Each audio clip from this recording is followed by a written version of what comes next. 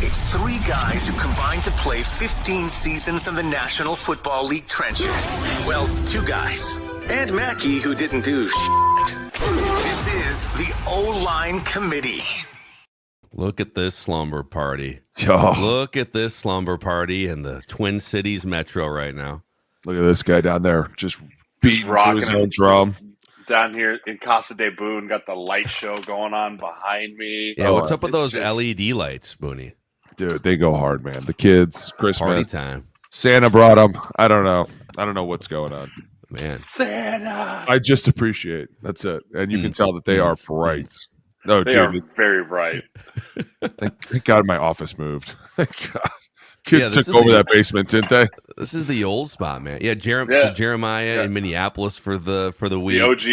The OGs recognize that. That's right. Yeah, the backgammon board. The backgammon boards, the chess boards.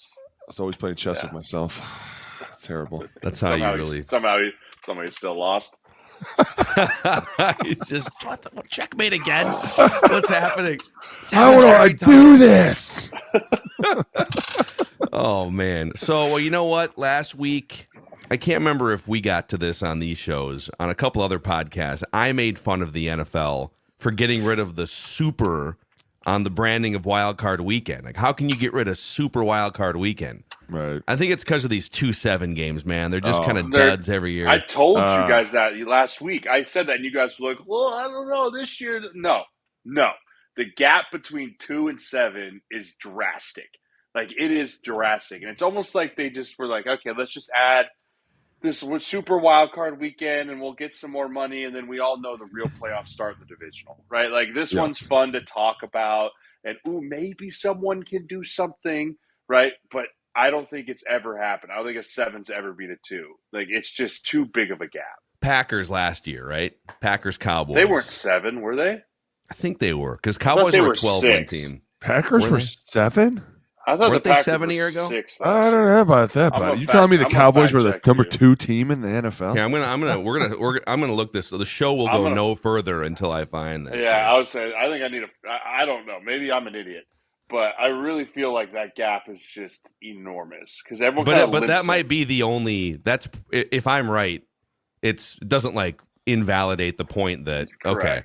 I'll still take all the football. I still love 2 games on Saturday, 3 games on Sunday, but we just have to know that we can't then complain about these games are. It is what it is. You have a team that wouldn't have otherwise been in the playoffs. Okay, so 2023, you had 3 12-win teams. Where's the seeding? Cowboys were the 2. Wow. Cowboys were the 2. Packers were a 9-8 7 seed. And they went in and they beat a 12-win Cowboys team, but it's about the only example. I'll tell you what, that Bills-Broncos game didn't look like that. And to be fair, okay, the first series, they drive down. Johnny's like, see, Dad, see. I told Jay, I was like, I kind of laughed, and I was like, just wait. The 2 things, that kid's in Orchard Park, and 2, he doesn't realize he's in Orchard Park right now. Like he will eventually, and he did. And I guess that's my first mic. Like, number one, I think it's great that Bo Nix took them to the playoffs. I think that's awesome. It's the first time since Super Bowl 50 they've been there. At the same time, I feel like it's Sean Payton kind of being like, okay, I still know what I'm doing. Like, remember last year with Russ, I was like, dude, just give up, right? Like, stop. Now he gets a younger quarterback. He brings this team. And what I find so ironic about this is it's his defense that carried him in. Obviously, Vance Joseph, we all know him, was the Arizona coach for a long time. He's been a defensive coordinator. He was actually the defensive coordinator when I was a rookie in my second year in the Niners. Fucking love that guy. Awesome dude.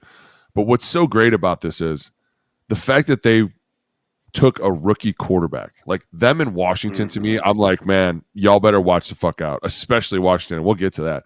But like Denver, you're in a tough division, right? You're going to have to eventually get over the Chiefs. You're going to have to find out what their Achilles heel is. At the same time, we're going to get to the Chargers, those guys, right? Like, don't even get me started drinking the Kool-Aid. It's not even worth drinking the Kool-Aid anymore. But at the same time, God damn, those Bills destroyed them, didn't they? Like, they just took a minute to get going, but the minute they did, Josh was like, oh, no. Watch me do this, dude. He juked one of the defensive ends, and they talked for 5 minutes about, like, You just can't let this guy get outside the pocket. And this poor defensive end's just like, what do I do? Right? Like he's just seeing like deer in the headlights the minute Josh starts to stutter. But that's the effect that he has on the game. And the fact that he can go out there and take these hits after hits after hits and still deliver strike after strike after strike. It's like, man, this game this week is going to be fucking electrifying. God, I cannot wait. Like a rematch. And I know that last time the Ravens just ran all over him. But now you got a whole new defense. You're looking at a whole new team, and it's like, man, this is going to be a bloodbath if they can get these run games going. Yeah, and the other piece to the Broncos is the fact that they made it to the playoffs. Like Boone said, rookie quarterback, but also Huge. the most dead cap in the NFL. Yeah. Right. That is something that you can only say that that's coaching. Right. Like being able to coach with what you have and understanding that a huge piece of your cap is playing for the Pittsburgh Steelers. Right. And you still found a way to get into the playoffs, be competitive. But it's kind of like I said, when Booney and I talked about it, like the teams that limp their way into the playoffs rarely succeed, right? Think of all the games the Broncos had game clinching moments, right? Like, hey, we just have to beat the Bengals. Oh shit, that didn't work, right? Oh, we just have to beat the Browns, or we just have to beat this, or we just have to beat whoever it was. It was like 3 weeks in a row of trying to clinch a playoff game, and they couldn't do it. And then they finally were able to be like, okay, we finally beat the Week 18, depleted Kansas City Chiefs. Yay. Like, there was very little momentum on the Broncos sides rolling in there. On the flip side, you look at the Buffalo Bills. If they play like that, and James Cook runs the football like that, and Greg Russo and Ed Oliver get after the quarterback like that, I mean, they are in contention with one of the top teams in the NFL, obviously, right? But you look at also the coaching that Sean McDermott, the job that he's done, right? He's been through some deep water, right? They've drug him through some deep water out there through the national media, some of it rightfully deserved, some of it not as much. But every single year, he has that team ready to play. The turnaround that Brandon Beane and Sean McDermott have done in Orchard Park cannot be overstated. I mean, that franchise was in the gutter 6 years ago when they drafted Josh Allen, to now being talked about as going and winning a Super Bowl this year. I mean, the turnaround there has just been incredible.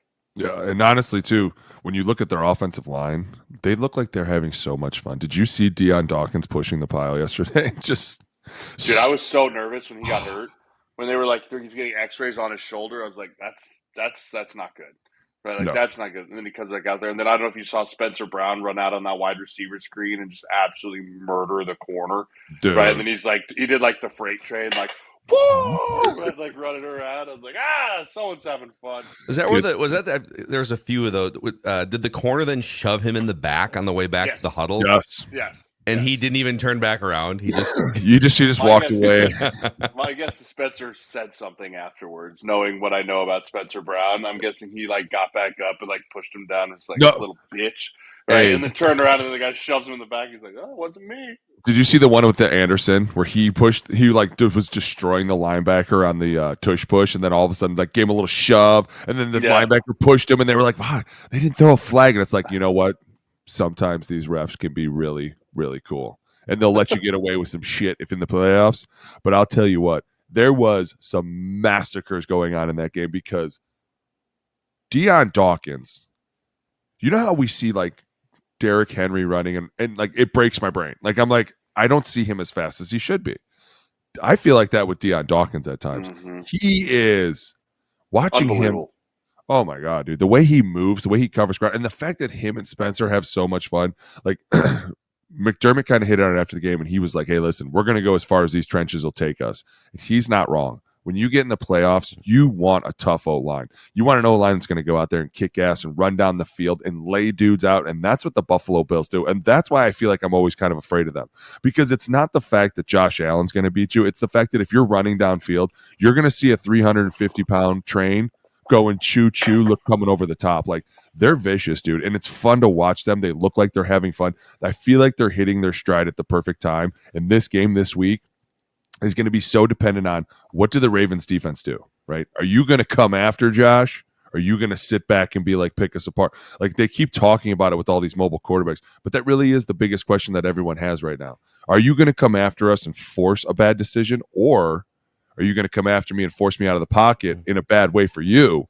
Or are you just going to sit back and play la-di-da? And I feel like no matter what happens, man, this is going to be a fucking game. God, I feel like we need to prepare for a week from now. Not just us on this podcast, but all of football America.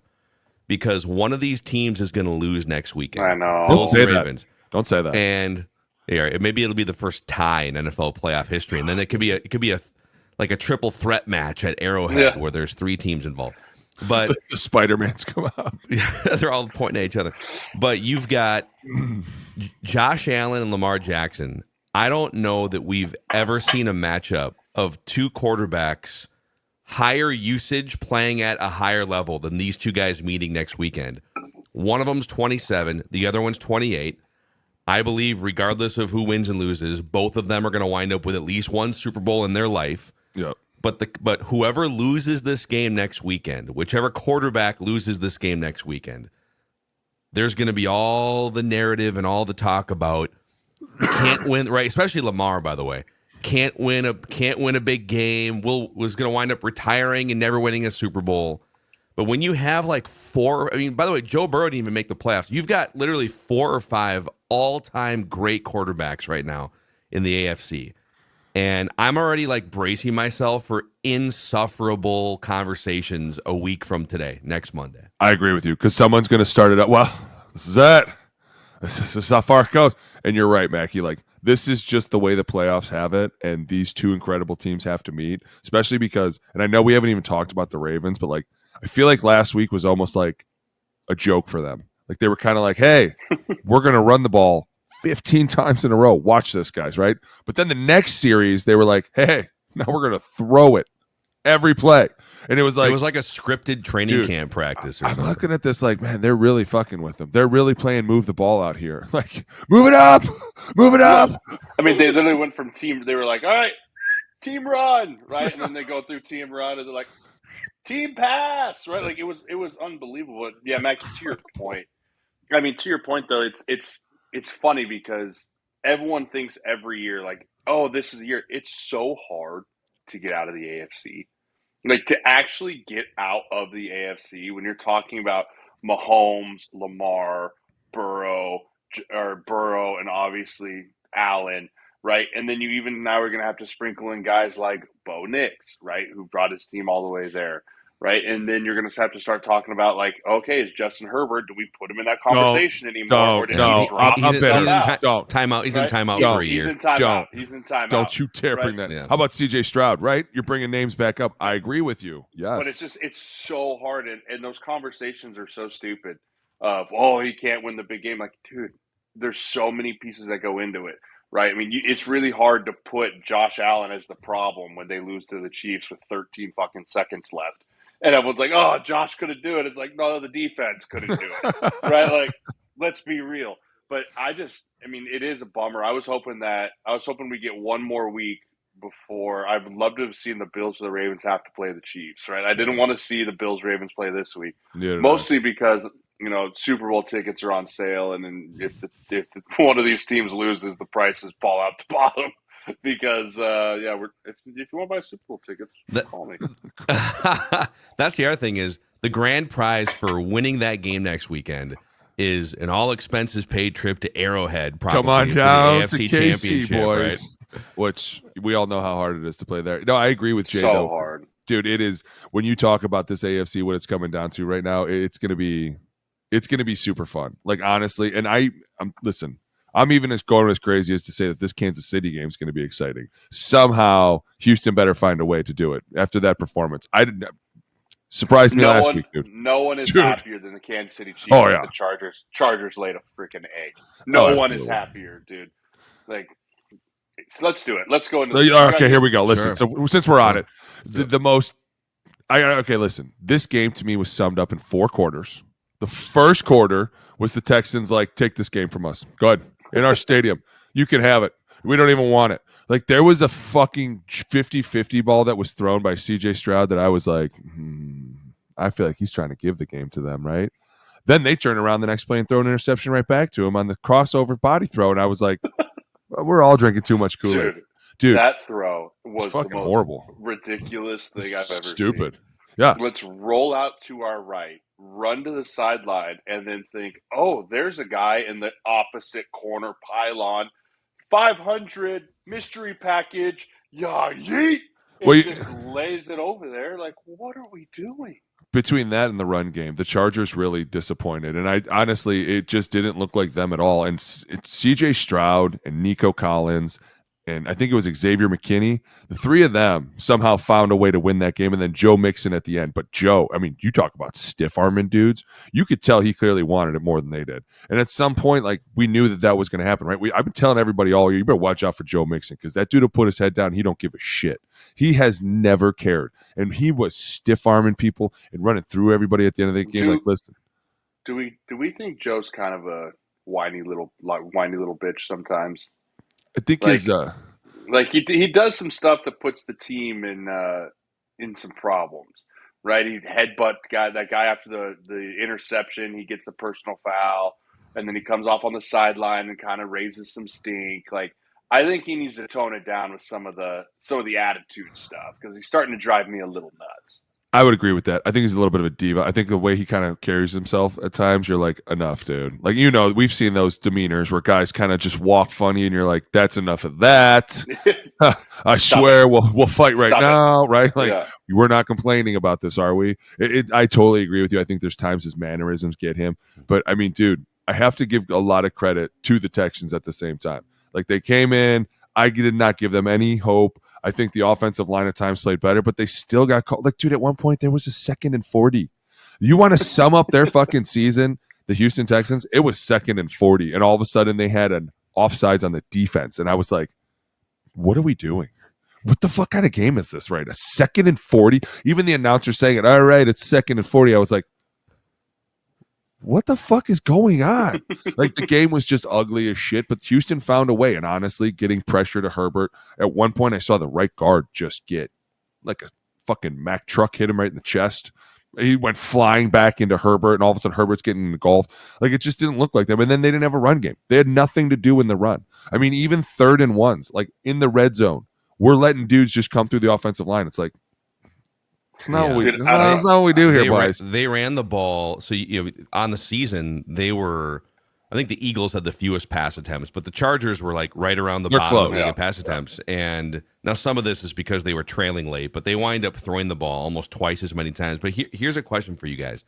I know that I just got done talking about how in Bills Ravens land, we shouldn't judge quarterbacks off singular, like this upcoming playoff game. Different. Let's be careful. But let me say this about Justin Herbert. He's played in 2 playoff games now. 2022, the Brandon Staley Chargers, and then this debacle over the weekend. The first playoff game, they had a 27-0 lead going into the second half against the Jaguars. And obviously the defense, if given a 27-0 lead, it's on you to not lose the game. But the Chargers offense stopped scoring. They were unable to do anything in the second half. Epic. I think the 27-0 blown lead is still, I think, because it's more than the 28-3 Falcons-Patriots Super Bowl. Mm-hmm. I think that's a record blown lead in a playoff game. So yeah, we don't talk about it, which is crazy. Epic. And then over the weekend, he threw more interceptions in that game against the Texans than he did all season. Yeah. He threw 3 interceptions all season. Is there any other way to look at that game that, and each one of them has its own story, I get that, but he kind of melted down. Credit to the Texans for a great game plan. And his 2 playoff losses have been absolute firework shows of epic proportions. It's called pissing your pants. Yeah. Okay. He's pissed his pants now twice on the biggest stage. And I think that you can ultimately judge a quarterback.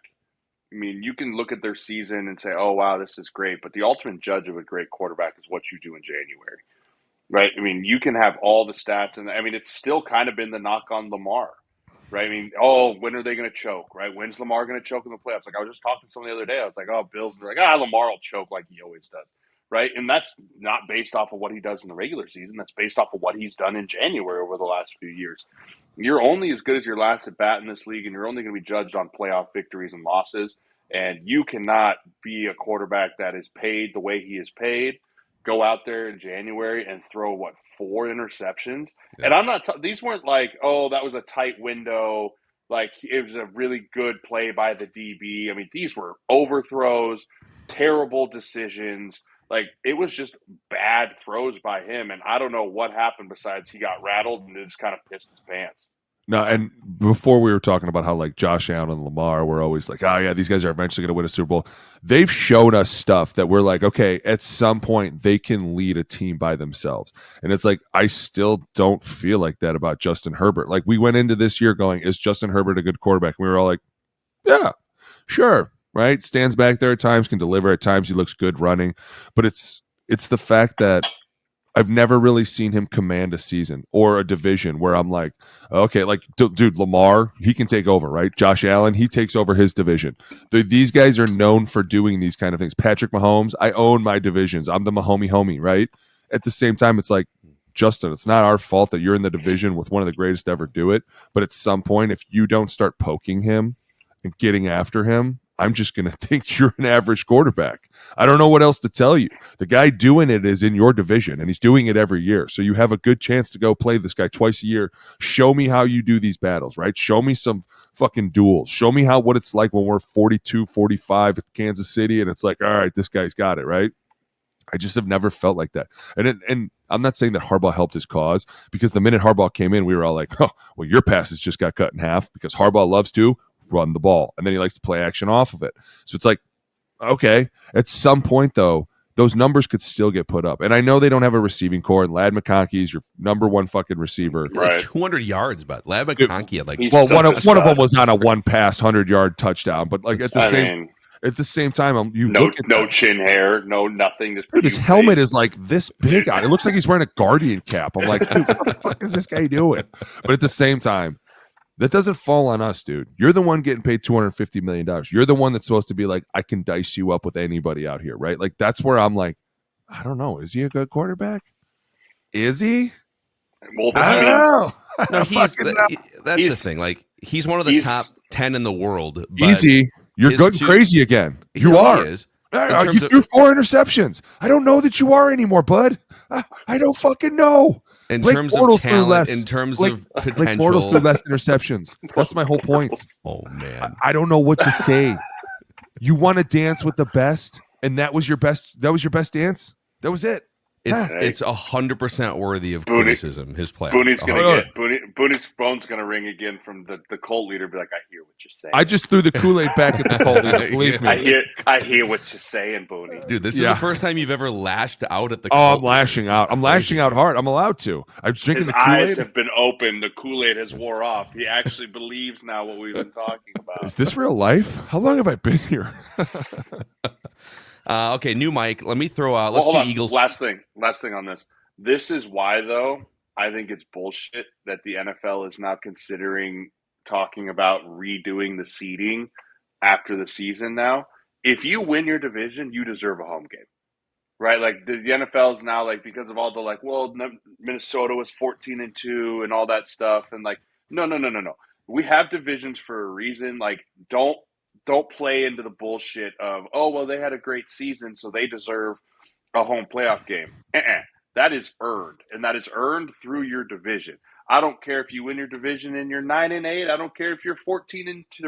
Whatever it might be, if you win your division, you deserve a home playoff game. So I hope the NFL doesn't buckle to public pressure and all that nonsense and leaves it, because that is so big. If you look at the weekend as the whole, right, the Tampa Bay was the only team to lose on the road, or the only team to lose the road game, right? Only team to lose at home.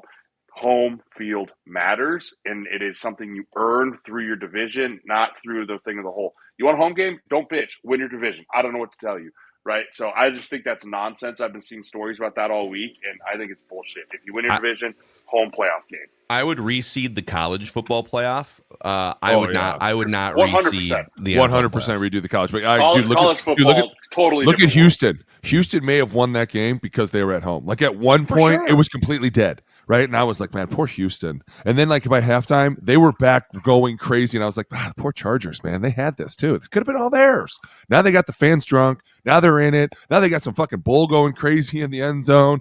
It's crazy. It's just crazy. The home field is amazing. It's amazing. Especially when you talk about playoff atmosphere. There is nothing like a playoff home game. I am with Jay on this. I can't stand the fact that people are like, well, the Vikings played really, really good. That's funny because the Lions played better. So shut the fuck up. What are we talking about? You go tell Dan Campbell. And the Vikings actually wind up because of all the LA fires getting what might be more of a home game atmosphere with all the Vikings fans in Arizona. That's going to be wild tonight. Yeah, we can talk about it later, but I bet you can't wait. I'm going to be. Well, it just went from 6 to midnight. It sure did. Yeah. Did you hear that? Where are you watching the game at, Mac? Were you at home? Home studio. Solitude, Jay and I are coming over. Silence. We're coming over, and I'm just going to ruin you the entire time. Jay said he's going to be a shoulder for you to cry on. I said, listen, buddy, you're outnumbered on this. I mean, I'm going to have to sit down and let him crouch on the shoulder. Dude, it's been real quick. It's because we'll recap it later, but it's been you think about if you're trying to practice in LA, coaches, players trying to figure out, is my house in danger, my family? I don't know if you guys saw this too. Matthew Stafford, his twin daughters who were 7 years old were hospitalized on Saturday night in Arizona for this illness that's going around. I think they were on IVs. His wife was posting on social media. So you got all this stuff, and you're going to Arizona and playing. It's supposed to be a home game for you. They're either going to rally and make a run and play like you've never seen, or it's going to be too much to deal with in a week with all this life stuff happening. I will say this: shout out to the Cardinals for what they've done to help the organization. I mean, I read a story the other day that they help fly families out, they help fly people out, they help put teams up. They changed hey, paint your logo in the end zone. The Cardinals helping out their in division rival, I think, is a really cool story about the NFL being a brotherhood, right? Hey, we fight on the field, we battle with the best of them, but when it really comes down to it, we all have each other's backs. I thought that was a really cool thing of the Cardinals just rolling out the red carpet for the Rams and helping them in any way that they can. I just thought that in today's era, I thought that was a really cool thing of the Cardinals to do. I agree. Yeah, amen. And not only that, like Phil said, you're either going to get behind this because of this story, and the Rams are going to go off in the playoffs, and they're going to be fuck everybody, or like you said, it's going to be too much to overcome. I mean, even for the Vikings to be hey, we're going to LA, now we're going to Arizona. Mentally, you're what? I mean, I think even walking into that stadium, you'd be this is fucking weird. You're going to say it the minute you walk out on the field. You're going to be this just doesn't feel right. We're in a weird stadium, but at the same time, shout out to the Cardinals for, like Jay said, letting them come into the house and be hey, man, what's ours is yours. And it really is a brotherhood when you talk about this type of stuff. Okay, Eagles, Packers. So let's do this game for a second. Do we have to? Here, let me throw this at you guys. We have had all these discussions about the Eagles all season long. We even posed the question 5 or 6 weeks ago. This weird vibes, sort of infighting, AJ Brown being really terse with the media, throwing Jalen Hurts under the bus, Nick Sirianni fighting with fans. And we've hesitated to say that the Eagles are an actual Super Bowl contender or actually the best team in the NFL. But if you watch what happened against the Packers and you take away the fact that they've got one of the most wired up coaches, he doesn't look like a Super Bowl champion coach. He looks a little disheveled, right? Take that stuff away. If we just did a resume test and I said, all right, this is a team plus 160 point differential, beat the brakes off the Packers in their first playoff game, number 1 yardage defense in the NFL. They've got this bin of young, aggressive defensive linemen, pass rushers all over the place, right? The offense is unstoppable on the ground, 2,000-yard rusher, best offensive line or the Lions, pick between the two of them in the NFL.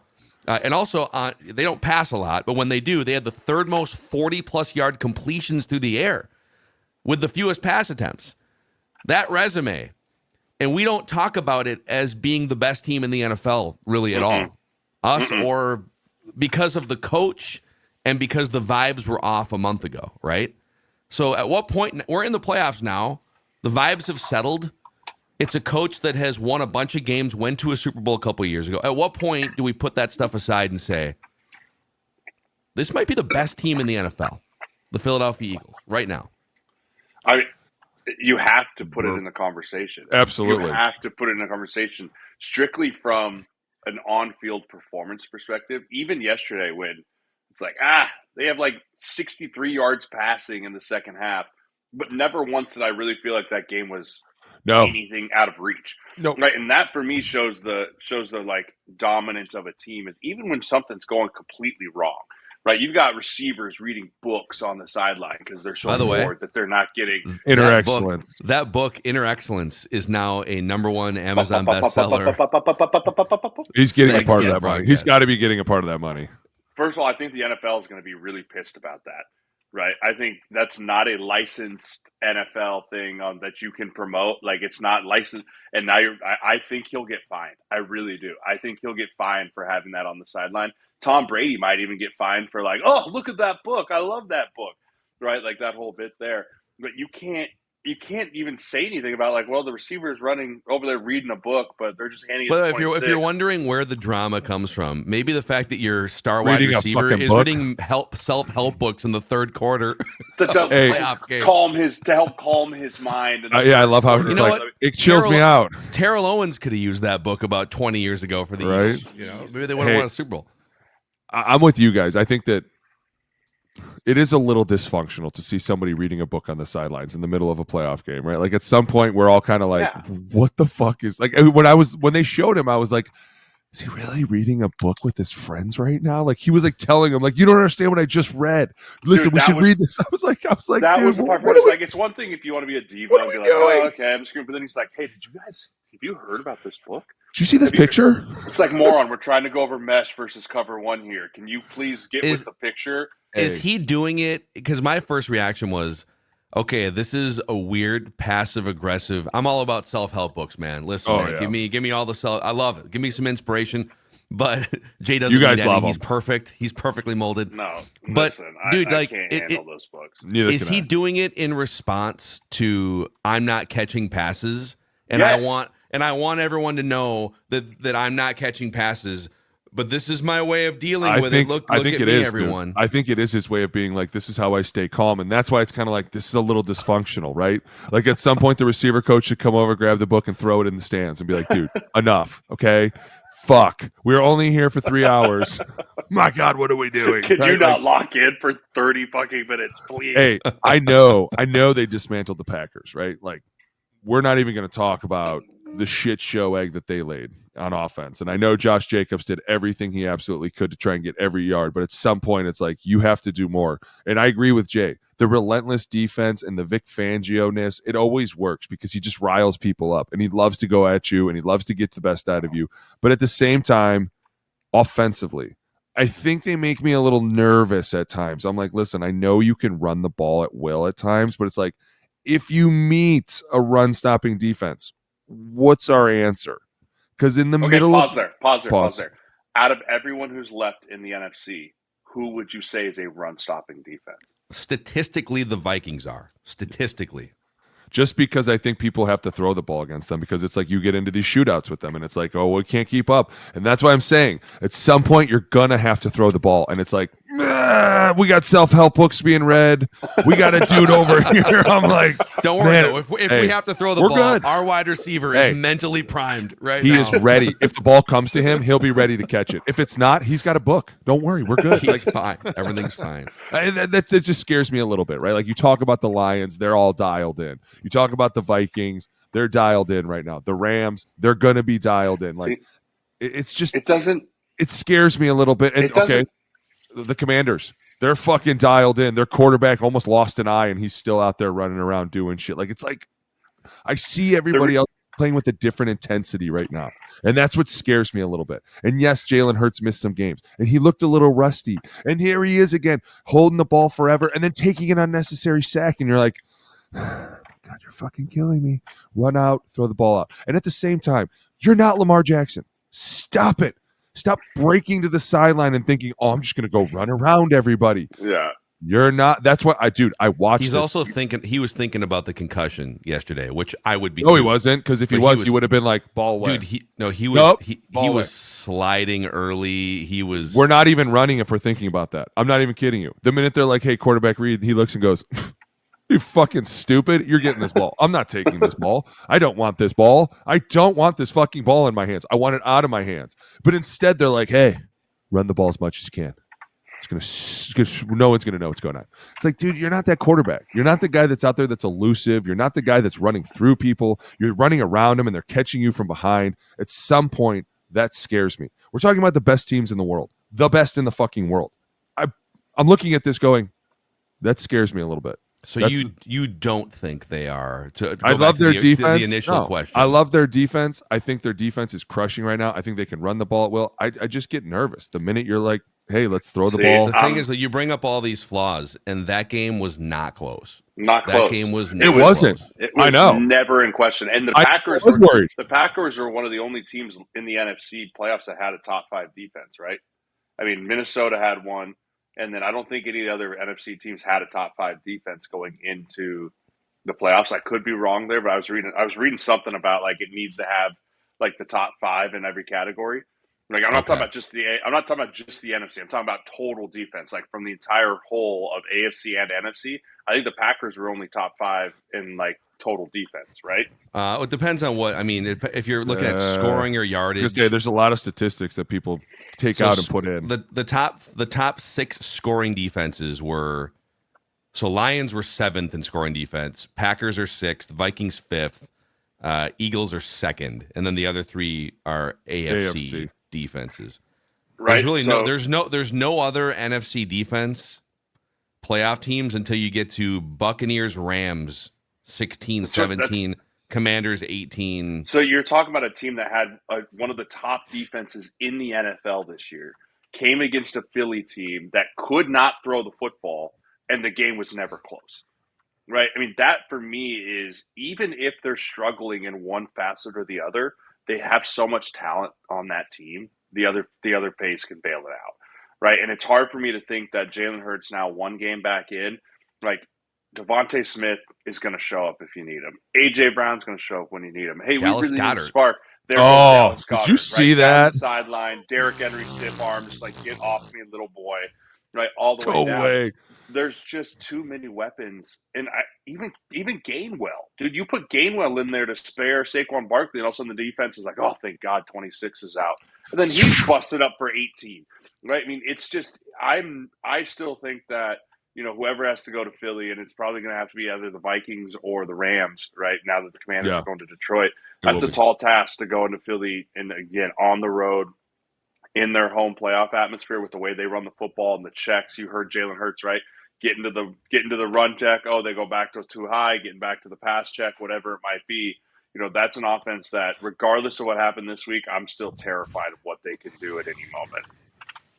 You want to do the Commanders conversation now? Oh, we have because to. That was okay.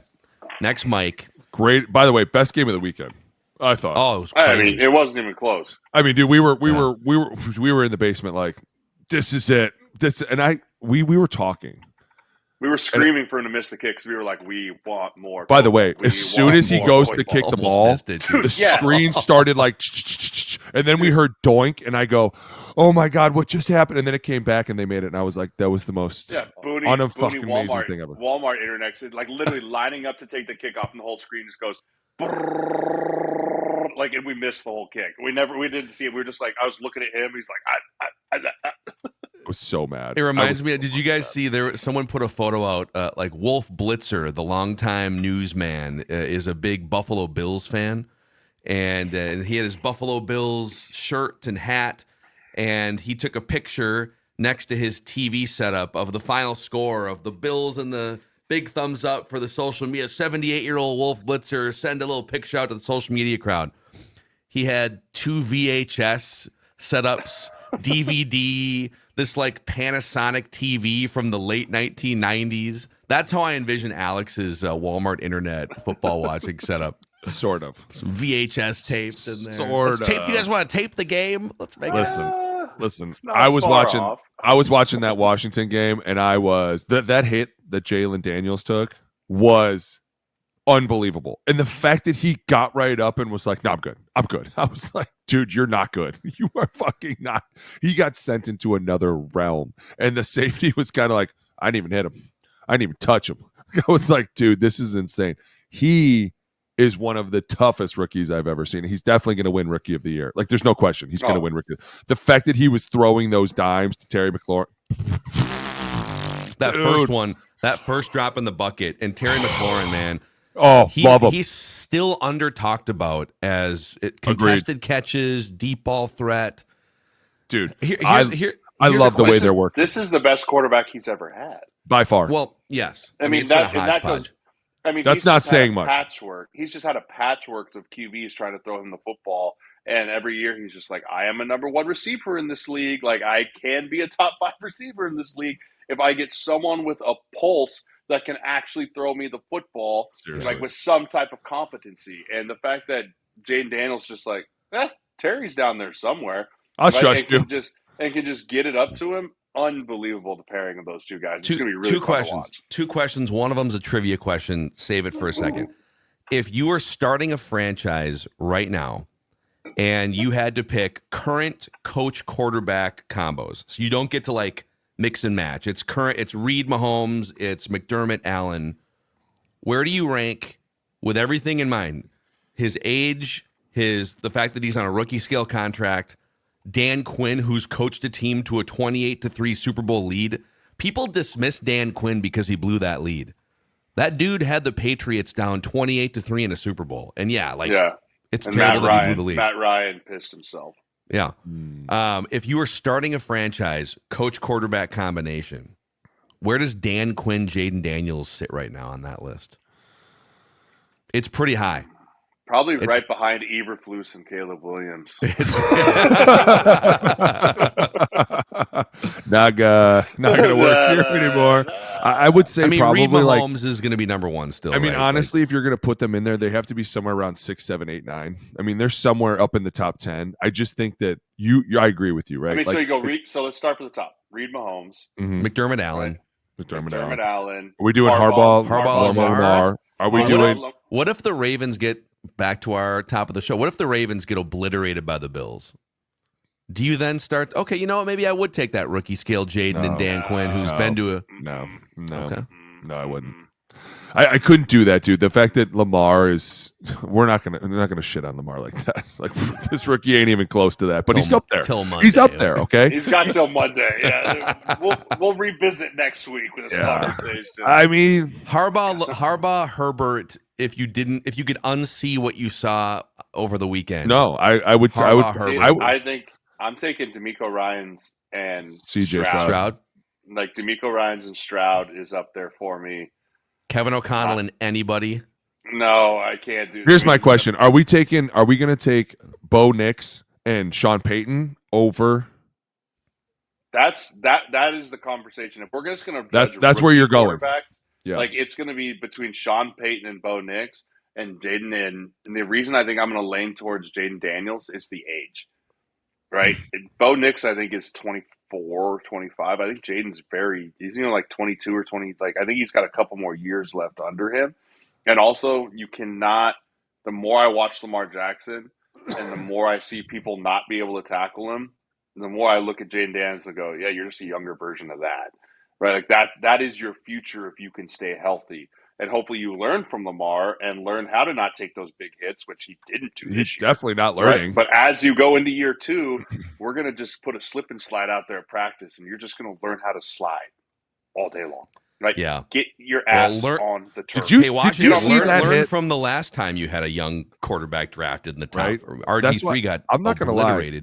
I don't think they have watched some of their old film. I think at times they are like, we are going to push this button as far as we can. It's like, don't do that, right? You're young.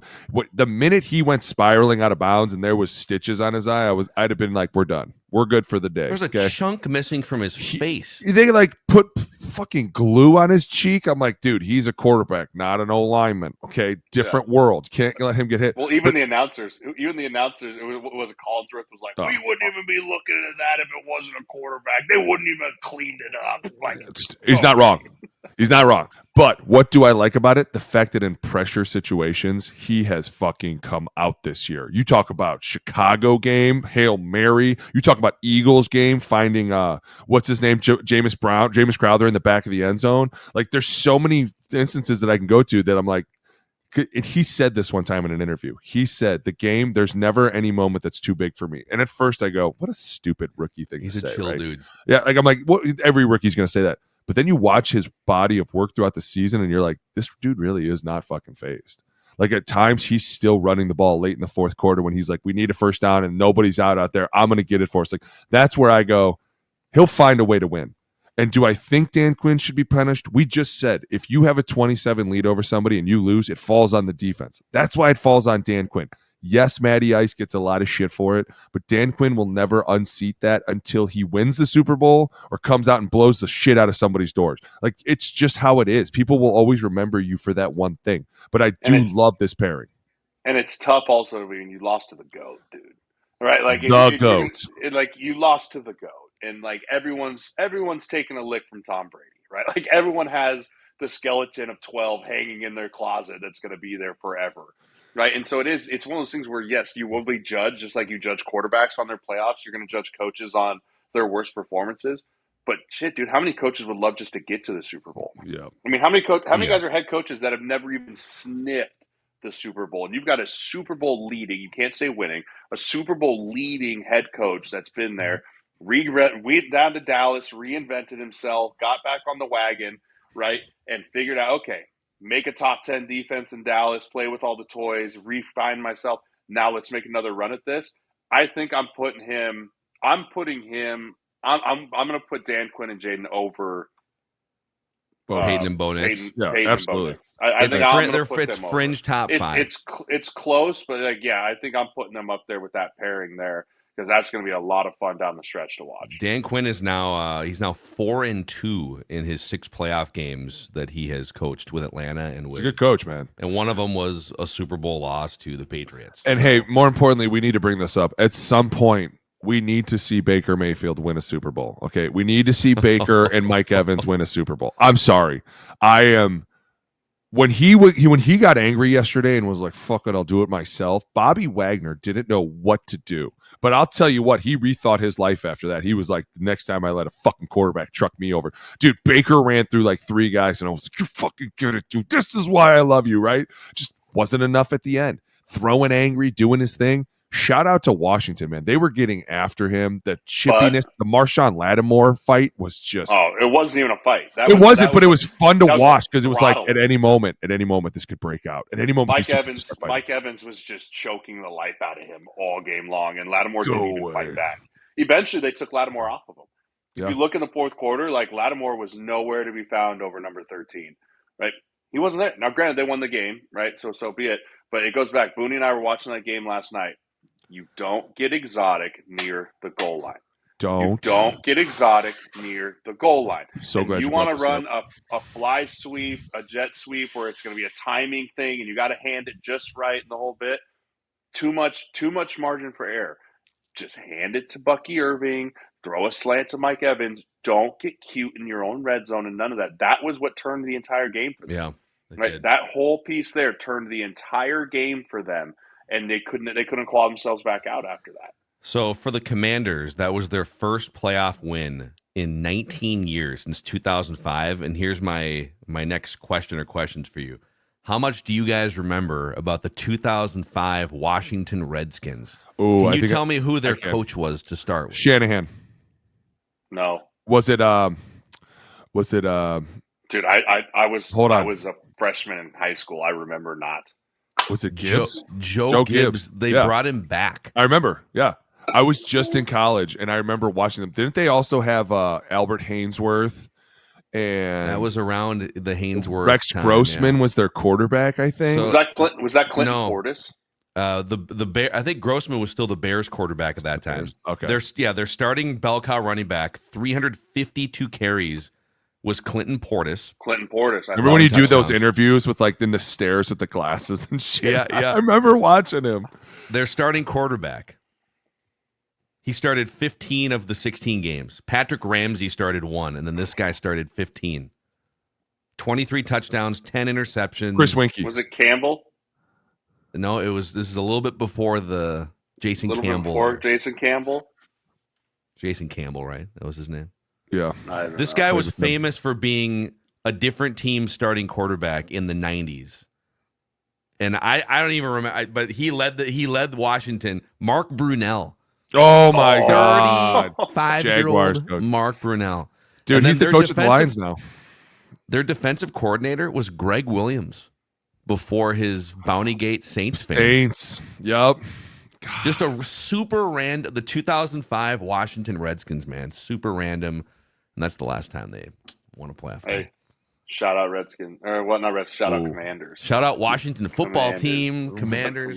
Whatever the hell your name is, congratulations. A new owner.